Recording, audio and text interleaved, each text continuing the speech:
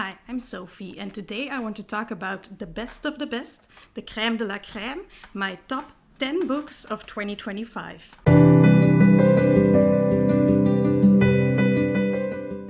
Ranking these wasn't very easy. I will say my top 3 is very clear. Those are really my top 3 favorites, but the lower books were a bit harder to put into place. But I did rank them, and I will talk about them from number 10 all up to number 1, my best book of the year, the one that made me feel the most, the one I absolutely adore. So my number 10, the one that just made it into the top 10 of the year, is The Spellshop.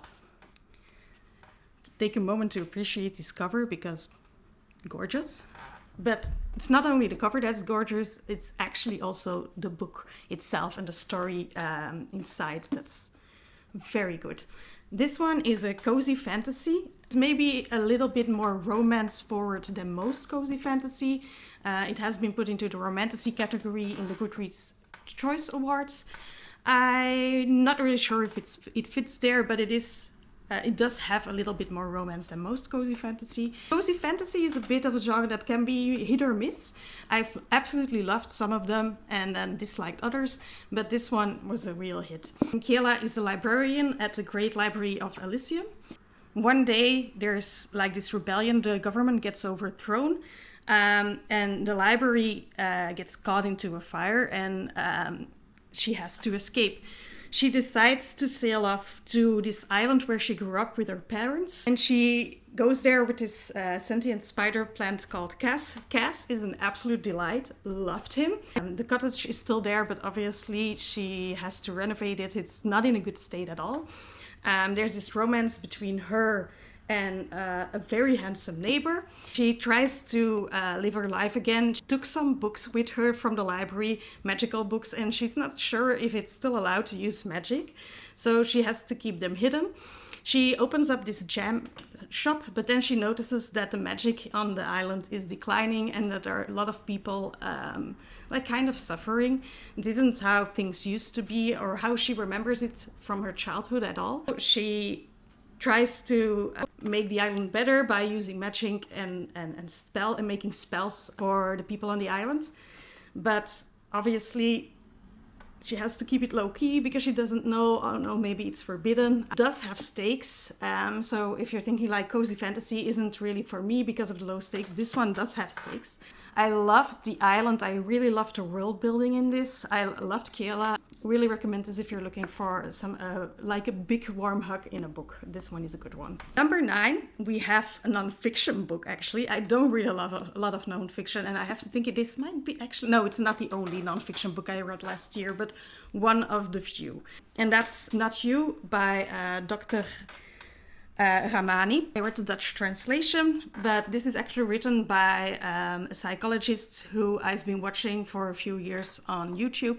Her videos are very informative, and this is about narcissism and gaslighting and how you can protect yourself from it, how you can recognize it. It also talks about some myths about narcissism that aren't true. So I would really recommend this, but if you're you just want to get like a little bit of a look of what Dr. Ramani does, you can also check out her videos on YouTube. I would also highly recommend those. And number 8 is a fantasy book again. Not really surprised to see this one on the list, and that's The Poppy War by R.F. Kuang. It was the third R.F. Kuang book that I read. I've read Babel, which was a full 5-star. Absolutely loved that one. It's still my favorite. I read Yellowface, also 5-star. Absolutely loved this. And then I finally read The Poppy War last year. The Poppy War is grimdark fantasy, I would say. And we follow Reid, who wants to take this test to get into the elite military school. She aces this test, ends up in this academy. So we have a school setting, which I really enjoy. But for people who think this will be a school book, it's not. It's like the first part of the book is focused on the school, but then we're out of school. So it's not a school setting book, but it's a part of the first part of the book. She goes to this military school. There we have her having to fight prejudices of her classmates, her finding out that she possesses powers, and exploring her gift with this very insane teacher who I really loved. It's a military school setting, and obviously war does happen in this book, and the second part of this book is really brutal and emotional. So also Rin is a morally gray character. I really enjoyed her, but she really does some things that you're like, I don't know if this is the right thing to do. I love that this book really doesn't romanticize war. It's also inspired by Chinese history, and a lot of fantasy books don't really let the reader see that. It's more about the glory of war, so this one is more realistic, and therefore I really appreciated it. So yeah, The Poppy War by R.F. Kuang on number 8. Number 7 might be a little bit of a cheat because it's a reread, but I decided to put it in the list because I actually appreciated it even more the second time around. I buddy read it with my husband. We had discussions about this book, so that really elevated my reading experience, and I did want to give it a shout out. And that's My Dark Vanessa by Kate Elizabeth Russell. This is a very hard book to read, so be warned. The best way to explain this is that this book is kind of a 21st century reply to Lolita by Nabokov, which I also read. I had read this one years ago, then I decided to read Lolita, the source material, and then reread this one. And that actually gives you a lot more context. You can also read this without reading Lolita. Vanessa, who is 15 years old, when she gets groomed by this her English teacher, Jacob Strain. We actually have two timelines here. So we have the timeline where she's 15 and we see her getting groomed and going through the sexual abuse of this relationship. This book doesn't hold back at all on the abuse. So everything is very graphic and on page. We have her when she's 15, but we also read from her perspective when she's older as an adult. And when accusations against Jacob Strain are coming out, other women are saying that he has assaulted them. But Vanessa has a hard time with this because she has really romanticized this relationship. And we see that in the past timeline, we kind of see that, but we as a reader also really see that it's not romantic at all and that it's actually very abusive. But Jacob Strain has manipulated her so much that she actually thinks that it's love. In the present timeline, we really see her struggle with relationships, with keeping a job. We really see the impact the abuse has had. And I really appreciate this book because I haven't read a lot of other books that show the impact of grooming, sexual abuse in adulthood, so as well as this book did. I also think that it's one of the best ways I've ever seen dissociation being written, and how people deal with abuse and how long it can take to come to terms with what happened to you. When someone's traumatized, your brain actually wants to relive that experience to make sense of it. That's also something that was really well done in this book. So yeah, I really appreciate this, but I can't wholeheartedly recommend it to everyone because of the topic it's discussing. But if it sounds like something that you might want to check out, just read it when you're in a good headspace. Then number 6, we have another fantasy book, to no one's surprise. It's the final book in a trilogy, and that's The Empire of Gold by S.A. Chakraborty. The first book is called The City of Brass. I'm so happy that I read this final book in 2025. I had been putting it off for a little bit. I always do this with final books in series that I'm enjoying because I don't want it to be over. And also, this is quite a chunker of a book. Yeah, really great ending, really great conclusion to the trilogy. Would highly recommend this if you want a book with djinn and a lot of mythology in it. This is also great if you want political intrigue, if you want a dash of romance, a fantasy book with a good romantic subplot, then this series is great for that. I was actually really obsessed with one of the love interests because it's a little bit of a love triangle, but I think it's executed really well. And I was really obsessed with Ali Zaid. I have some character art of this book. Can't tell you too much about it because it's the third book in a series. So it's political intrigue, mythology, good romantic subplot, then this is a series you have to check out. Number 5 is a book. It isn't a surprise to me at all that it's on this list, because it's by one of my favorite authors, and that's The Hunting Moon by Susan Dennard. The Witchland series is one of my favorite series ever, even though I haven't read Witchlight yet. And this is another YA fantasy series by her called The Luminaries, and this is the second book. Luminaries, I would say it's young adult fantasy with a little bit of horror elements into it. So about luminaries, who are a society that protects humanity from nightmares, who hunt the forest in Hemlock Falls. Or like in a few forests in the world, this is going on, where each night in the forest monsters appear. This has every kind of supernatural monster you can think of. This series has. There are also sometimes drawings inside of it. This. Follow Winnie Wednesday, who used to live in a family highly appreciated in this society, but her father has left her family because he had been working with the Dianas, the antagonists in this story, so her family has been shunned. But she still wants to try out for the Hunter trials to join the Luminaries. So kind of a mystery book with like murders that are going on, and there's a werewolf going rogue, killing people. And like, okay, this one is called The Hunting Moon, so we find out a lot more about this werewolf in this one. A big werewolf fan, so that part I really enjoyed in this one. This has also a really good romantic subplot that I really enjoyed. So yeah, this is just a great young adult fantasy with a bit of horror, not too much, not too dark.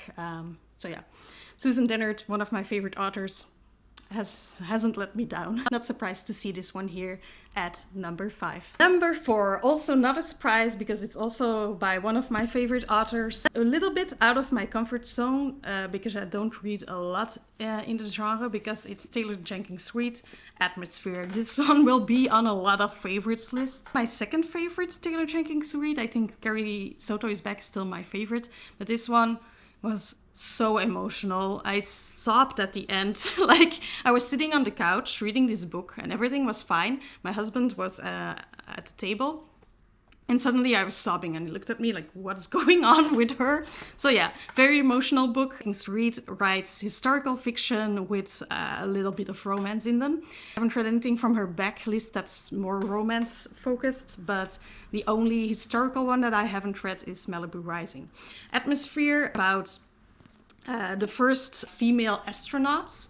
So it's set in the 1980s, about the discrimination against women in STEM and male-dominated fields. This is also about a queer woman falling in love with another astronaut and having to hide her relationship. It's also very much about found family, and this one also has a dual timeline where we know that something is happening in the present, where some of them are stuck in space and our main character is on Earth communicating with the ship. And then we have the past where we see her apply for this space program, getting into it, dealing with everything, falling in love. This also has aunt-niece relationship in it, so we see her sister's daughter, her sister, not a great person at all, but the relationship between the main character and her niece was very heartwarming. Loved reading about it.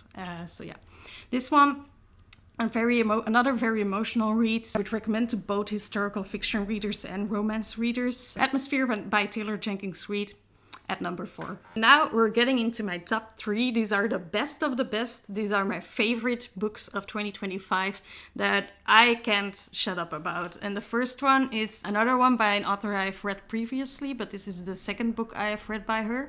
And both have made it into my best of the year lists. And that is Rouge by Mona Awad. This is a horror book, and Mona Awad writes very weird horror books. And I know that they aren't for everyone, because you really have to vibe with the weird, and you have to be okay with the fact that not everything will be explained in her books. But for me, I love them. I really love her writing, and I love her stories. I love the weird vibes. I am kind of a all vibes, no plot person, so that's probably why I love Mona Awad. Rouge I think I loved it even more than Bunny, and that's saying something. One is about Belle. And Belle is obsessed with skincare videos. The one about the beauty industry. And Belle has lost her mother recently, and she goes to this town where her mother died. And she gets involved with this very cultish spa that her mother used to visit. We gradually find out more about what's going on in this spa, and maybe also how and why her mother might have died. It has a very difficult mother-daughter relationship, but it was really interesting to read about because we also get flashbacks to Belle's youth and see that her relationship with her mother has always been difficult. Like I said about how cult-like the beauty industry can be. Skincare can get really obsessive and not healthy anymore. But yeah, can't say too much about it because it's just a book you have to experience. Just know there's a cultish spa that has a lot of weird stuff going on, and that not everything will get explained in this one. Rouge by Awad on number 3. Number 2, we finally have a book by an author I haven't read from before. A thriller, which is surprising, but it's also a dark academia book, and dark academia is one of my favorites. It doesn't matter which genre it is. The second place is They Never Learn by Layne Fargo. I think this one was mostly reading the right book at the right time. 2025 really wasn't my year. This book made me able to feel the rage that I hadn't been able to feel in a long time. So it really helped me get through things emotionally. So that's probably why it's in my number 2 spot. My number 1 is also kind of a case of I just read it at the right time in my life, I think. But this one is, like I said, a dark academia thriller book. And we follow Scarlett, who is an English professor at the Gorman University.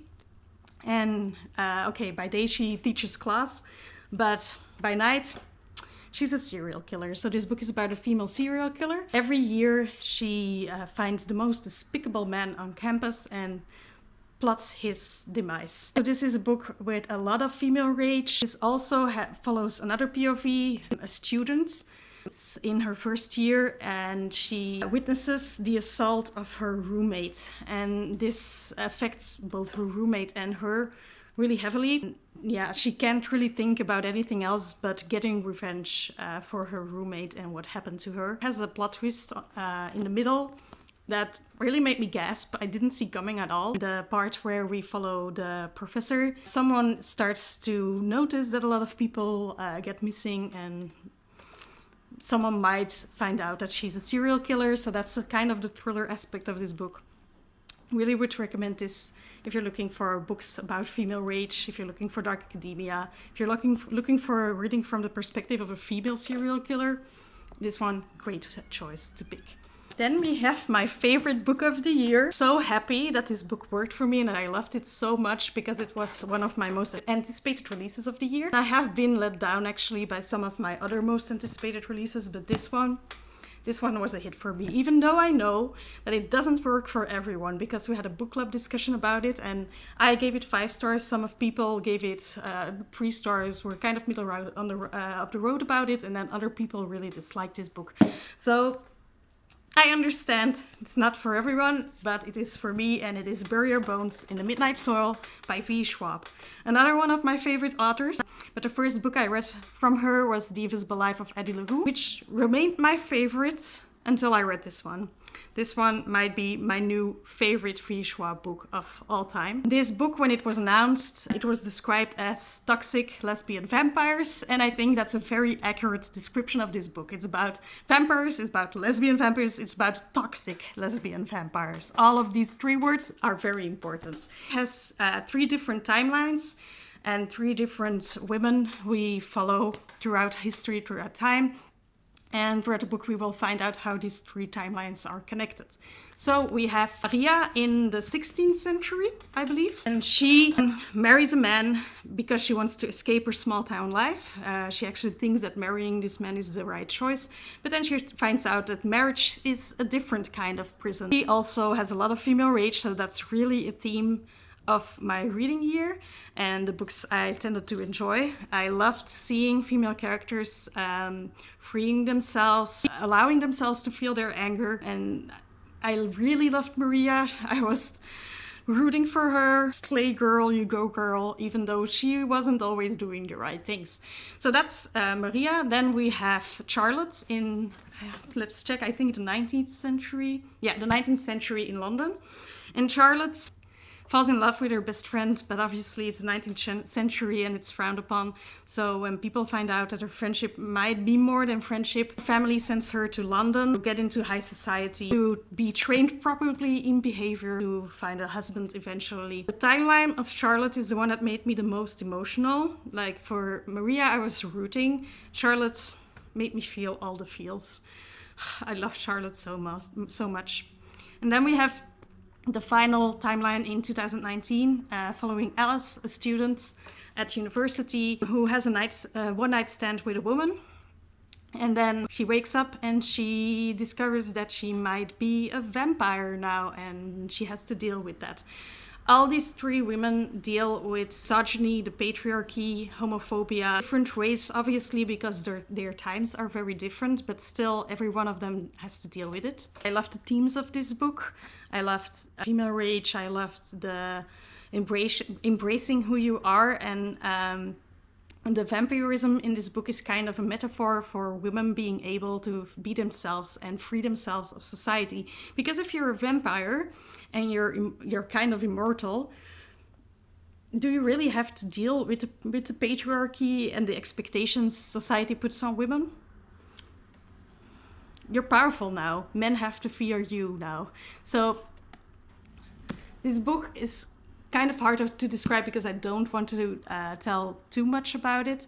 Like Rouge is a bit of a book you just have to experience. It's beautifully written. It's slow-paced like a lot of Schwab's books are, but this one especially. Very character-driven, so if that's not for you, I would not recommend this. My light has gone out, but I'm almost done, so I'm just going to finish this video. If you love lyrical writing, if you love slow-paced, character-driven stories, if you love reading about different timelines that slowly come together, you might enjoy this one. So there we have it. Those are my top 10 books of the year. I will see if I can hold them up, but I'm not so sure because some of them are very heavy.